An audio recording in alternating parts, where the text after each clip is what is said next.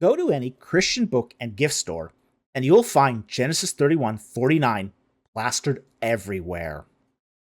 And it seems like such a sweet sentiment. But is it? Find out on this episode of Ancient Egypt and the Bible.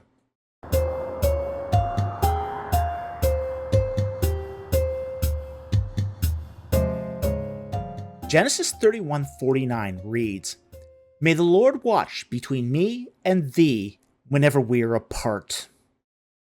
It is a verse that you can find all over the place in Christian bookstores. Well, the few Christian bookstores that still exist. And on knickknacks from Etsy.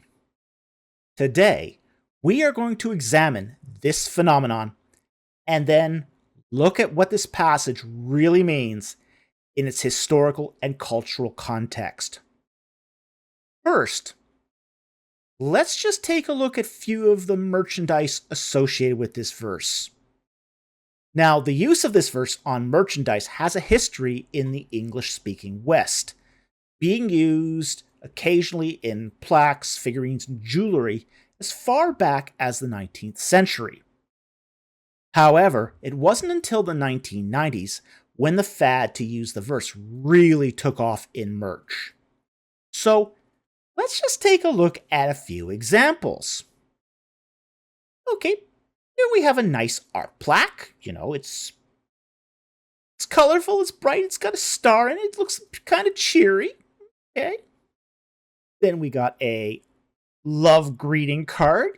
You got a couple there set against the sunset. Okay.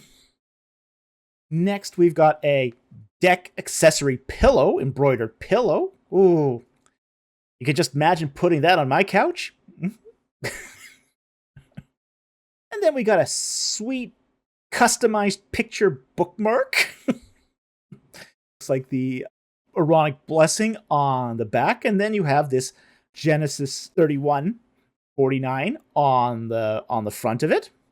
And then we got a very, very manly tattoo with Genesis 31:49.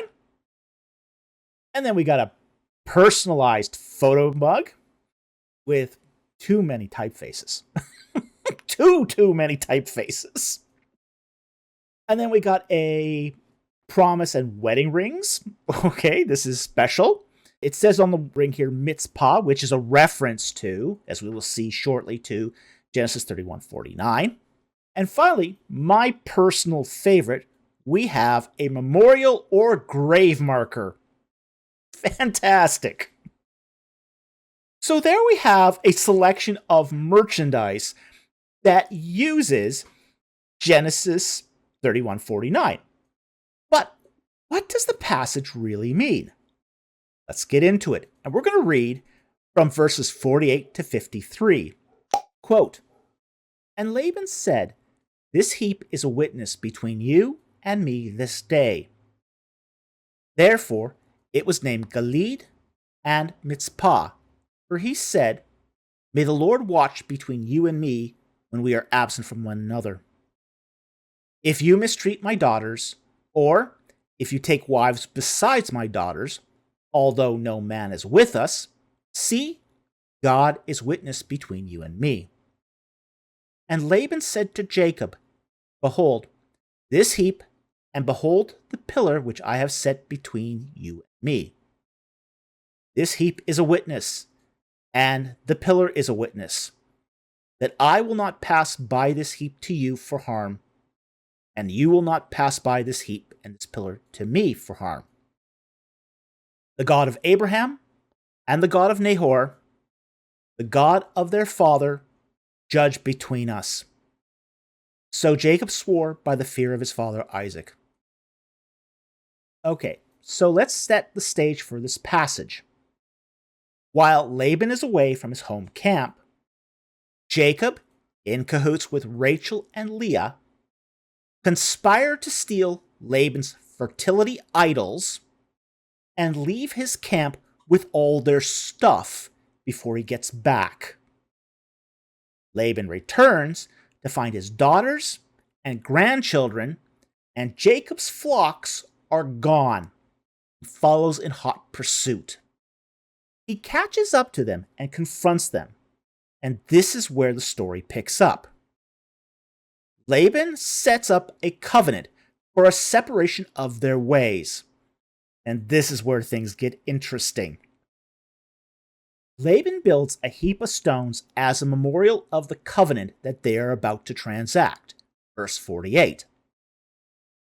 The name Gilead is a noun for a witness pile, or a pile of stones that serves as a reminder to all parties and their descendants that an agreement has been reached. The place is also called Mitzpah because that is the participle of the word zepah, to watch or look out for, that is used in verse 50. Verse 51 to 52 is a border stipulation. Neither party is permitted to cross past the pillar to harm the other party. And in verse 53, the covenant is ratified in the presence of each other's gods, the God of Abraham and the God of Nahor, which is likely not the same God as who Abraham worshipped. However, the crux of the passage is verse 50. In this passage, Laban warns Jacob not to mistreat his daughters, or take any wives other than his daughters, and that God will keep them apart as long as he behaves himself. In the day that Jacob mistreats his daughters, God will no longer watch between the two men. They will meet, and Laban will take that as a sign Jacob didn't heed the warning, and Laban will at that point kill Jacob. So what we have in Genesis 31, 49 to 50 is an ancient Near Eastern death threat. This puts a whole new spin on those promise rings and grave markers.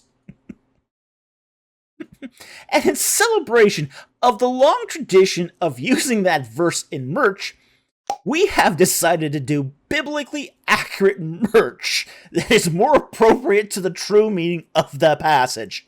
Although, we won't be offering grave markers. Yee. So anyway, we hope you found that interesting and you learned something about ancient Near Eastern death threats. Thank you very much for watching, and I will see you next time on Ancient Egypt and the Bible.